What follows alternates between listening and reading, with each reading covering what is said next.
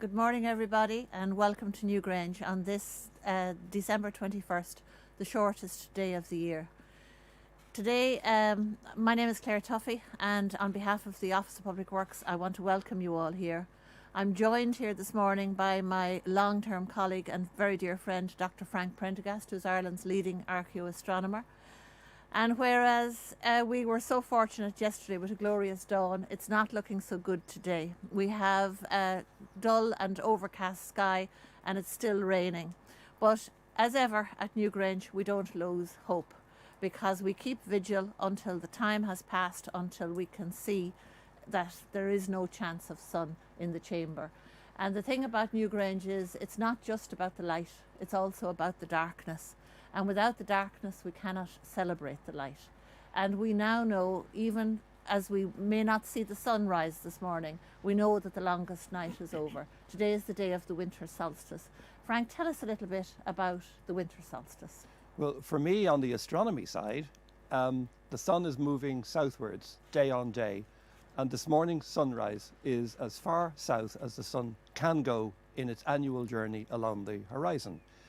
And by an incredible coincidence, we are looking now at a Stellarium, which is a computer animation of a rising sun, the green being the horizon and the orange sky.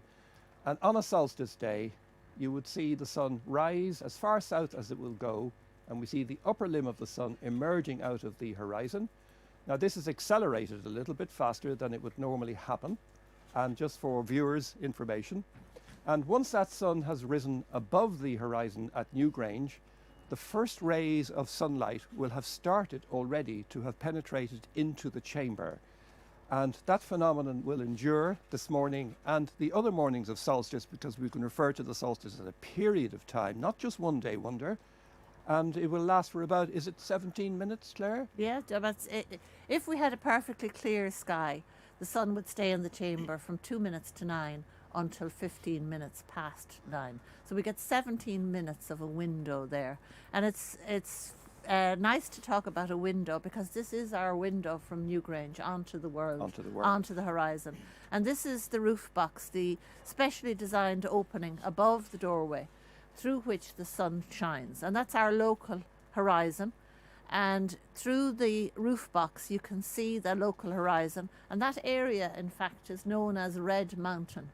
And you would wonder if, there is some kind of a folk memory there that called it Red Mountain because that is the hill over which the sun rises to shine into Newgrange at winter solstice dawn. And later on this morning, we will get to talk about colour and symbolism and what it meant to humans in the past and to us now. Yeah. So that association of red and sun, I think, is so apt. Yeah. This morning it's rather green and grey, but they too are favourite colours of ours in Ireland. People are surprised, some of our viewers from all over the world might be surprised at how green Ireland is, even in the deepest, darkest days. But we're a green and a wet island.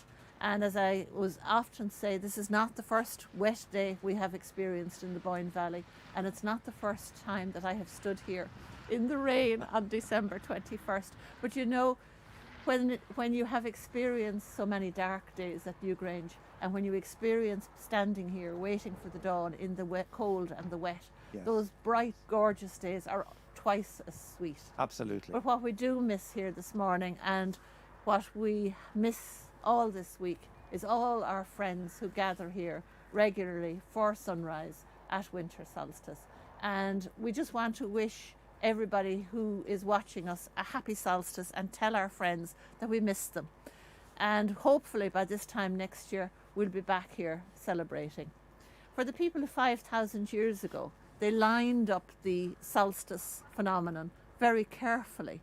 It's not just a matter of creating a window through which the sunlight shines.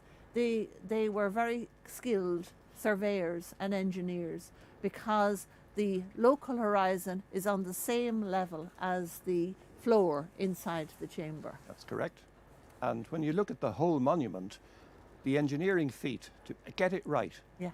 Now, they built a roof box, a slot or an opening to the sky, and very cleverly that frames the sun so that when you look at the monument from the side, and here is a beautiful graphic of a cross-section based on Professor O'Kelly's drawings of the chamber and the tomb, and you see an animation of the sunbeam penetrating through the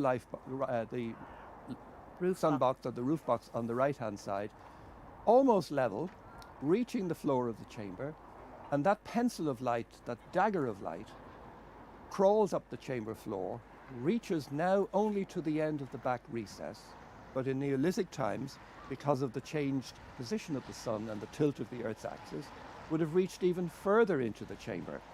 So that phenomenon is an incredible capturing of sunlight and the burial place of the dead, and it links the two in a way that we can only perhaps guess at in terms of their ancient cosmology and their belief system.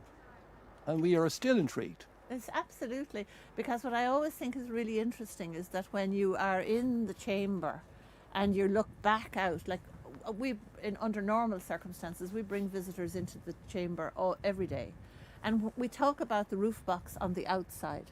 But when we go into the chamber, visitors are often wondering, where has it gone? How can the light get in? I cannot see back down the passage. Yes. And it always strikes me that these people, the people who built the monuments they did that deliberately to cut the inside, the area reserved for the ancestors away from the place where the living are. We like to think of it in terms of two worlds, the world of the dead inside in darkness and the world of the living outside in light. And today it's a dark room inside. We have no light penetrating to the interior at all, and we're still unfortunately stuck under a cloud. But we've had great mornings, and yesterday was a lovely morning and we really enjoyed it. But we have a short animation that we're going to show from 2018. Correct.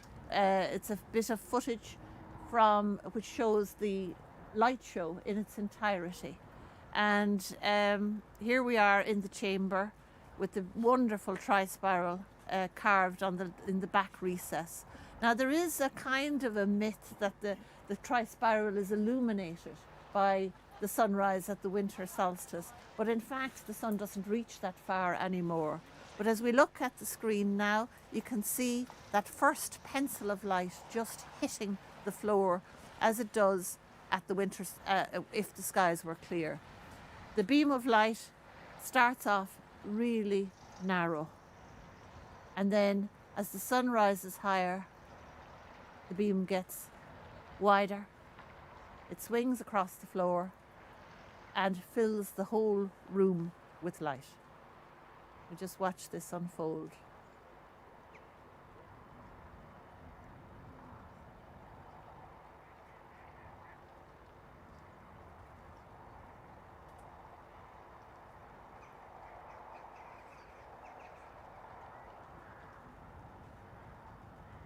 When you're inside, it appears as if that light is not coming from the doorway. It almost feels as if it's being lit from above. And when we have visitors inside the chamber for dawn, our lottery winners, and I usually stand back near where the camera is there, and when I look at the people and they're looking down at the light, it almost feels as if they're round a fire. Absolutely. As if the glow is coming from the golden underneath. colour. Yeah. And it's a very emotional time. And the people who come from all over the world to be at Newgrange for dawn, they come almost as an act of faith. When we ring people up and tell them that they have won a place to be at Newgrange for dawn at the winter solstice, very often they agree to come without thinking about their family, without thinking about airline tickets, without thinking about the expense. To be in the chamber where people stood 5,000 years ago is a rare privilege. But it also connects us not only to the builders of the monument, but to our own ancestors and our own past, and how many generations have waited for sunrise on the shortest days and look forward to the longer days.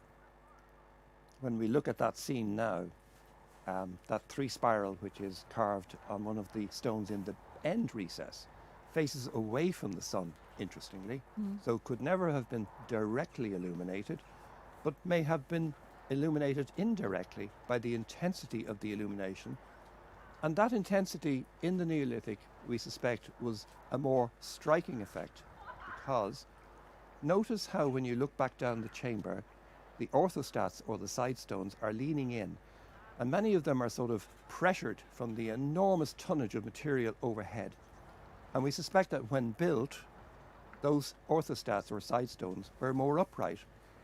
And the second interesting thing is that in the Neolithic, the sun was 2 diameters to the right of its present rising position, so much more direct, much more intense, and we suspect the beam would have been a phenomenon of even greater excitement in Neolithic times, illuminating the whole chamber perhaps. Yeah.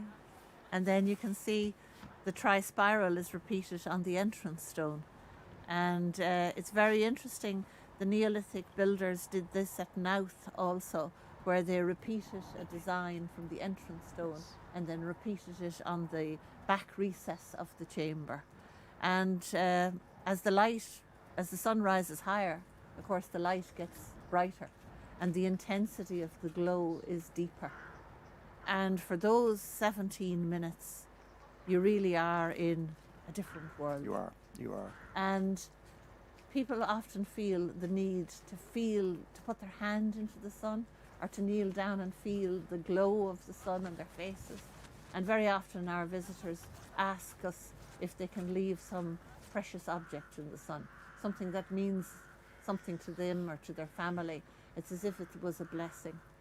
And as I've often told you, Frank, it's a time of joy too, because we've had several marriage proposals at Winter Solstice, and they've always been gotten a positive response.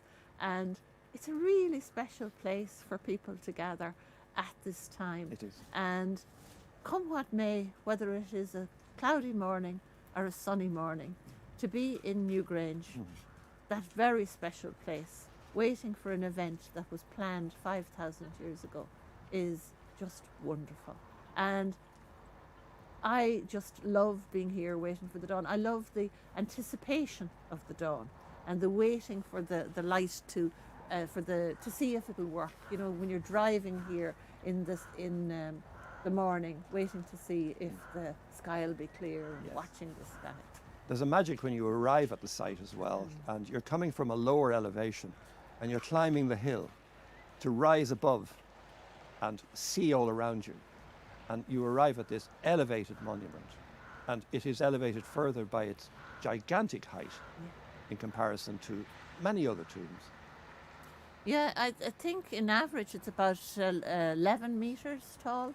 Yes. And I remember still the very first time I saw Newgrange, even though I'm so familiar with it now, but the very first time I saw Newgrange, what struck me was how high it is. Yes. And how big it is. It's like as if you have seen photographs of the monument for so long that you have no idea of its size until you actually stand beneath these great walls. Yes. And can you, if we are impressed with these buildings now in 2020, can you imagine if you were a traveller coming up along the River Boyne 5,000 years ago and rounding the bend and just seeing something like Newgrange loom out of the darkness? You would have known that whoever built this monument, they were important and they had plans, and they planned to, it dominates the landscape, but it would also give you a great indication of just how wealthy these people were. And if you go back into this again now, is back to the footage from 2018, and this is in real time. So the light lingers for 17 minutes, and that beam of light, you can see that's the light just coming through the roof box. The light from the doorway doesn't in fact reach the chamber.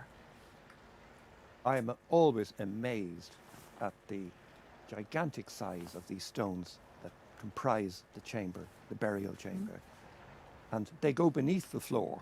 So you're only seeing, like an iceberg, Yeah. part of them. So some of it is submerged. And the effort to move and roll these stones, we'll talk about that a little later, Yeah. Claire. But also too, in terms of scale, the whole mound is vastly bigger than the chamber. The chamber and the passage only penetrate the mound for about 19, 20 meters. Yeah. And that's about a third of the way in. And you ask yourself the question, why build such a gigantic cairn to cover a comparatively smaller tomb? So as you say, rightly, they were doing this to impress, and the scale of it is breathtaking. I wonder if we were here 5,000 years ago as ordinary observers, if we would have been able to go into the chamber. Maybe if I was here 5,000 years ago, I would look at that and think there were mansions and palaces inside, and labyrinths and great halls, Yes. and they would build up this mythology of what was inside, you know, the priest class.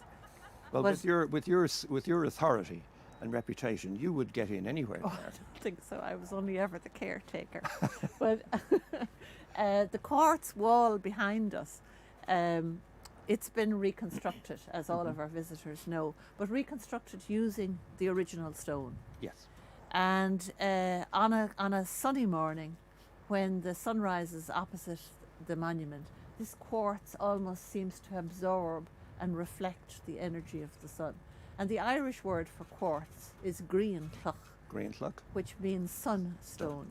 And the Neolithic people regarded it as really important stone, and they associated with the whole funerary tradition and the Correct. process of dealing with the dead. When I approach a monument like this, especially this one, you almost view it like a work of art. It's a canvas, it's a painting. And when you view it from the road down below, or from afar, you see this element in the horizon, on the landscape, and it intrigues and it draws you in. And when you look at it, you see colour contrasts.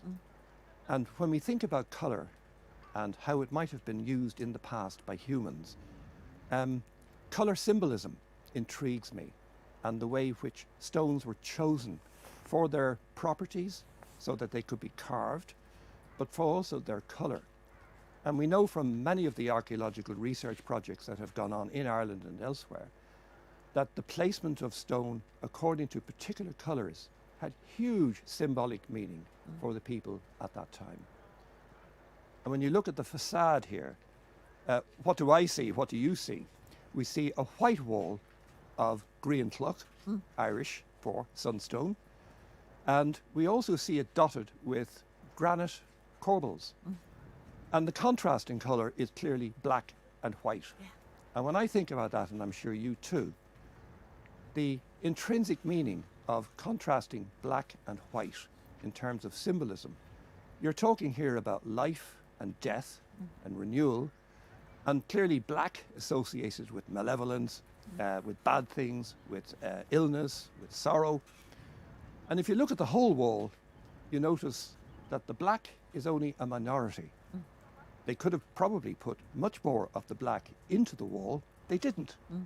So that's speaking to us something from the distant past about meaning and colour and symbolism. It's all about light and shade. Absolutely. And yet the foundations of the monument as dark. And And these curbstones that are at the base of the mound, there are 97 of them.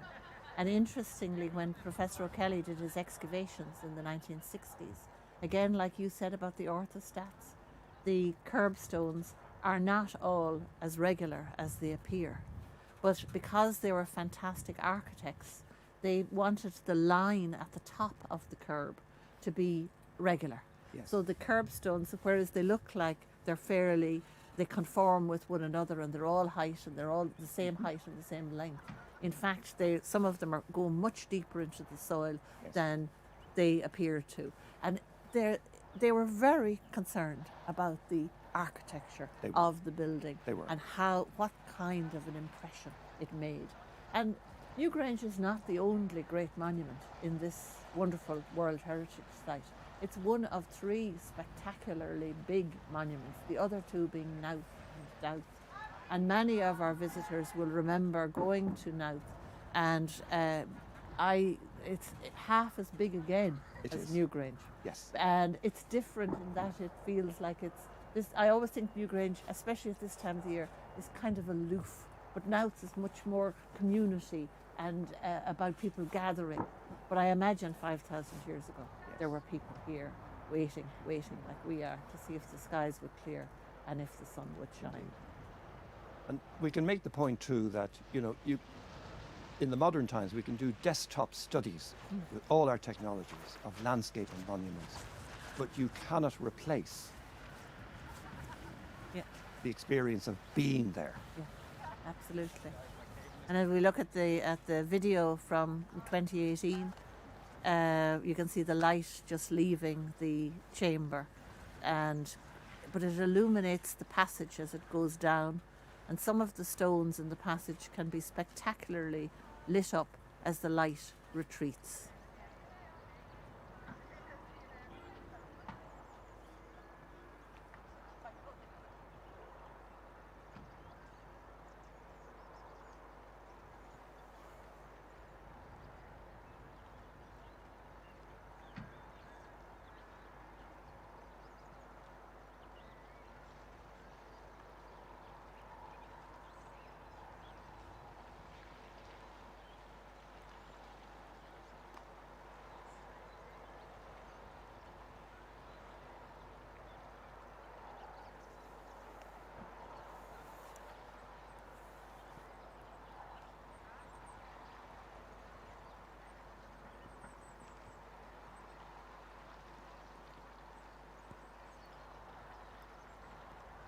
Here again, and the weather forecast for tomorrow is actually quite good. Well, better, let's say. Let's hope. Let's hope. But now the view that you can see of the monument, you can see the familiar shape of Newgrange, and the steep white walls above the curbstones, as I mentioned earlier, they have been restored, but using the original material. And when Professor O'Kelly was here in the 1960s, his first training was as an engineer. And before he started the excavation, he, like many, many others, thought that when Newgrange was restored, it would look like a rounded mound.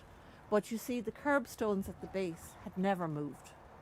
And so he was able to calculate from how the white quartz lay out from the curb, the height and angle of the original monument.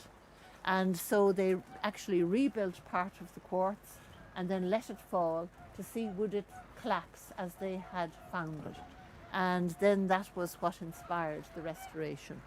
And surely on a bright day when the sun is shining on the quartz, you can see it for ages. Like you can see it through the lovely green, lush countryside. That dramatic view there of the ridge exemplifies how passage tomb builders in particular chose locally elevated places. And from our studies of places and distributions, we know that the passage tombs, in landscapes where they occurred with the other tomb types, the court and portal tombs, the passage tomb was always elevationally above. Now that was speaking something to us today about their belief system, their cosmology. And this idea of view and reaching out and connecting to other tombs, intervisible in the landscape with the great tombs here, that was part of the layout and the idea and the thinking. Yeah, you can see very clearly on a clearer day than today. You can see over to the Hill of Tara. Yes. And of course there's a passage tomb on the Hill of Tara, the monument we know as the Mound of the Hostages.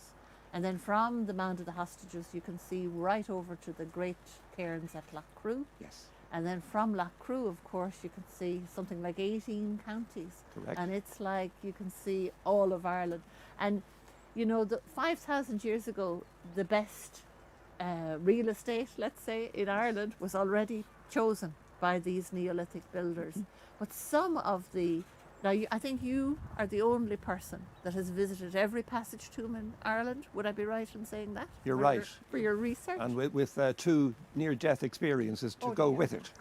But well worth it. Well worth it. And And I can speak with conviction about this. The effort for me to get to some of the tombs, especially in Sligo, and especially in Carrowkeel and the Ox Mountains, I looked at some of these tombs high up on eminences and brows of hills and mountaintops and wondered, how did they get stones to be where they were? Yeah. Now, did they roll them? I don't think so. They may have been erratics from the glacial ice age period, but nonetheless, they went to extraordinary lengths to put these tombs in high places. Yeah. And even now, 5,000 years later, they dominate the landscape They do. below. They do, yeah. And like, how did they have such ambition to dominate the landscape? What were they thinking in their small, ephemeral houses as the long nights passed? What kind of ambition did these builders have to say, let's build monuments that will dominate the landscape forever? Well, I would think that, again, just looking at location and distribution and where they sit, that proximity to the heaven, the world of the gods above, must have been a motivating factor in why they did what they did and invested so much labour, so much effort to do it in that way. Yeah. And when you think about, as we mentioned yesterday, the three-part division of the world, the ancient cosmology of the landscape, the upper world, and the other world, often called, and then the underworld. And that relationship, that three-tier division of the cosmology of how people viewed their world, and that's exactly what it is, a world view. And the tombs are speaking to us. There's no written record, clearly, but the materiality of what we've got is telling us things. Yeah. Now, we don't know all the answers fully, and I think we can stab a fair guess at what they were doing and why they were doing it in that way. Yeah. The source of the stones, you know, people are always interested because you don't think of this part of Ireland as being a very stony place. We're in the rich, lush, green pasture land of the Boyne Valley. And you don't look around the fields like you do in some other parts of the country and see large stones in fields or stone walls. Right. So the white quartz came from a long way south of here. It came from County Wicklow, I believe. That's right. And the rounded stones that are dotted through the quartz, the darker rounded stones, they came from the north shore of Dundalk Bay. That's right. And sometimes I think that when the people came here for ceremonies, that by including stone from their region, they would feel that they were part of this giant effort. You know, that you always like to see the bit of a flag flown from the home part to encourage you to join in. So if I was travelling to give a day's work or a week's work from County Wicklow, I'd be glad to see that they were using Wicklow quartz, not only just for the symbolic importance of the quartz, but also to define your territory. Yes. The large stones at the base of the mound, they're a kind of coarse sandstone called grey wacky, which is always an interesting term for new guides to learn. Yes. But it was brought from Clogherhead, which is about 22 kilometres from here. Yes. And when you think of the transportation of the stones, they must have used the water. So you're talking about quarrying these stones, carrying them by boat down along the east coast of Ireland, and then up along the River Boyne. But even when you are parked at the banks of the river below us here, you're still almost a kilometre from the site of the monument. Yes. And it's bringing these large boulders up that hill Yes. that just really would make me very nervous and apprehensive. For sure. Yeah. I mean, various theories exist and abound. A lot of it through experimental archaeology, where you actually go out and try to move these gigantic boulders in a modern way, using techniques from the old way. And log rolling is one way, ropes and pulleys, but enormous effort, huge effort. And an interesting one up in Orkney was where they experimented with this technique, and then a local farmer came and observed what was going on and says, I know the answer. And they all stopped and looked, and he gave them the answer. He said his grandfather, they used seaweed as a lubricant on the ground to actually roll things. And they tried that, and it worked. Yeah. So that was extraordinary. Yeah. See, the other thing is, it's like any new thing that comes into our lives. For a while, until we develop a familiarity with it, Yes. we're kind of at 6s and 7s. Yes. So these people, generations of these Neolithic farmers, had built megalithic monuments, Yes. and they knew how to move stone. Yes. And if they saw a gang of us doing one of our experimental archaeology days where we tried to move a stone, they would probably stand back and have a bit of a giggle. They would. You know, we were starting from the wrong position, or we would be like children learning again these ancient skills. That story, actually, your word there about being wrong, reminds me of something I picked up some time ago. Seamus Stellarium, who was a famous Irish folklorist at UCD, and he travelled to Scotland to basically teach them about the techniques of folklore gathering and data collection. Observing some archaeologists digging on a site, he went down and he said, you know, you also need to be thinking about excavating somewhere else. And they said, where? And he said, in people's minds. So that struck a real resonance with me, that there is so much knowledge in local communities, even to this day, about techniques which may be carried through the generations. And there are remnants and a sort of insights as to perhaps how these things might have been done in the very distant past. So, and Professor O'Kelly, when he was excavating here in the 1960s, he also heard the folklore and the stories about the sun. And while he was here, people used to come and tell him that the sun would shine into Newgrange, and he'd look at them, and for a long time he thought that they were confusing Newgrange with Stonehenge. But people said, no, the sun shines into Newgrange. And they were saying once every 8 years, once every 12 years. And that didn't make sense, that it would be a cycle like that. But when they did the survey on the monument, it was obvious that it was pointing to sunrise at the winter solstice. But Professor O'Kelly was cautious enough at that time, before he broadcasted the fact that he thought this great monument was aligned to sunrise at the winter solstice. He thought he'd better check it out on his own.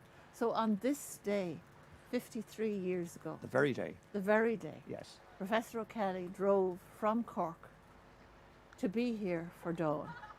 And he went inside with a tape recorder and a camera. And he stood in the chamber, and happily for him, it was a much better day than we're getting today.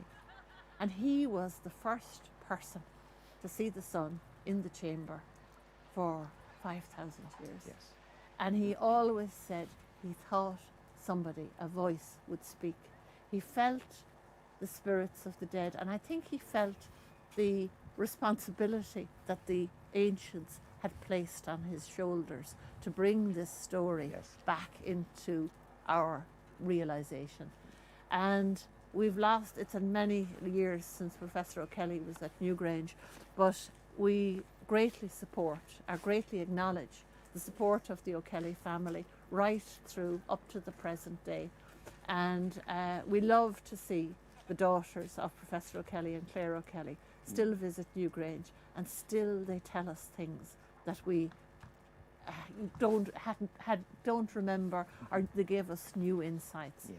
So today is a day to remember Professor O'Kelly and his great work here at Newgrange. And you mentioned the word special. Professor O'Kelly coined the word in his book, specialness, and he used it in the context of the entrance stones and how they emphasize the approach to the monuments, not only at Newgrange but also at Nowth. And we suspect other ones as well. And we're looking at a picture taken last year. Oh, what we wouldn't give to dance on the grass today, although we'd need good shoes. And these pictures were taken 2018 and 2019. And this is the great circle that forms at Newgrange in the field here before the sun rises. And there's great banging and drumming and cheering. And then there's all those of us who just sit back and watch all the other people having fun. And there's the contrast with today.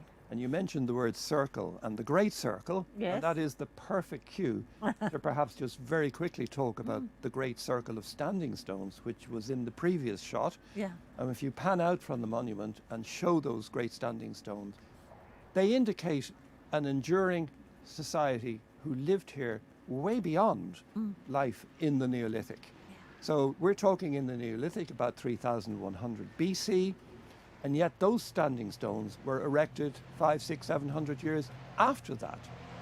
And if we go behind 3100 BC, to erect a monument like this is indicative that people were here long before that Yeah.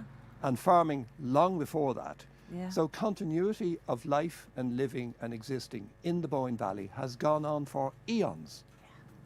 And the great stones of our great circle are so impressive. And yet, because it's one of the largest stone circles in these islands, Yes. and interestingly, the diameter of it is almost exactly the same as the Great Stone Circle in Orkney at Brodgar. Yeah. And whereas you see the photographs of Brodgar and you just are amazed at the size of the circle, because this wonderful monument is in the middle of our great circle, we almost don't appreciate the grandeur of our great circle. Yeah. And we suspect that the layout of the great stones of that circle in part were an act of enclosure surrounding the great tomb itself, indicating that there was a connection made by people in the Bronze Age to a monument which was already there from the Neolithic. That's an intriguing point, and nothing that we will never fully understand that. Yeah, it just shows you the continuity of use and how long these monuments have been regarded. Yes. And this past year has been a special year for many ways. But what I miss, and I say we miss our people gathering here at Winter Solstice, but we also missed all the visitors during the summer, all the people who travel from overseas to come to Newgrange. And when without people visiting, these monuments are diminished, I feel. They almost are passive. Yes. It's people coming and people talking about it and people enjoying being here that makes these monuments special. And that's why you would hope that people will continue to gather at Newgrange for another 5,000 years and they beyond. certainly will. Although you and I will probably have retired by then. You may have. I don't have any plans to do so. But what intrigues me, and you talk about Newgrange and the Boyne Valley giving and giving and giving. And that was never more true than in the last 2 years when new discoveries were being made and continue to be made. And that's something we will touch on perhaps tomorrow. Yeah. And there's also an interest in preserving the dark sky at places such as the Boyne Valley, replicating how conditions might have been in the lifetime of when the people lived here. And that's something we can chat about as well tomorrow. Earlier on, we were just mentioning visitors, a flock of hooper swans just flew up the Boyne Valley. Yeah. Visitors from Iceland here for the winter. Fantastic. And they're such an important part of the mythology of Newgrange Yes. as well. That's why I love to see them back. Yes. We're going to leave you for today, and thank you very much for joining us. We really appreciate all the warm wishes we have received from all over the world. We are delighted with the response we received yesterday to our broadcast, and we were so pleased to hear that so many people had joined us from all around the world. The longest night is over. We can say Happy New Year. 2020 is over. We have a few more days to go in the Julian calendar, but according to the solar calendar, it's gone. Let's look forward to brighter days, to the stretch in the evenings, and to all good things to come. But from us this morning at Newgrange, a very good morning.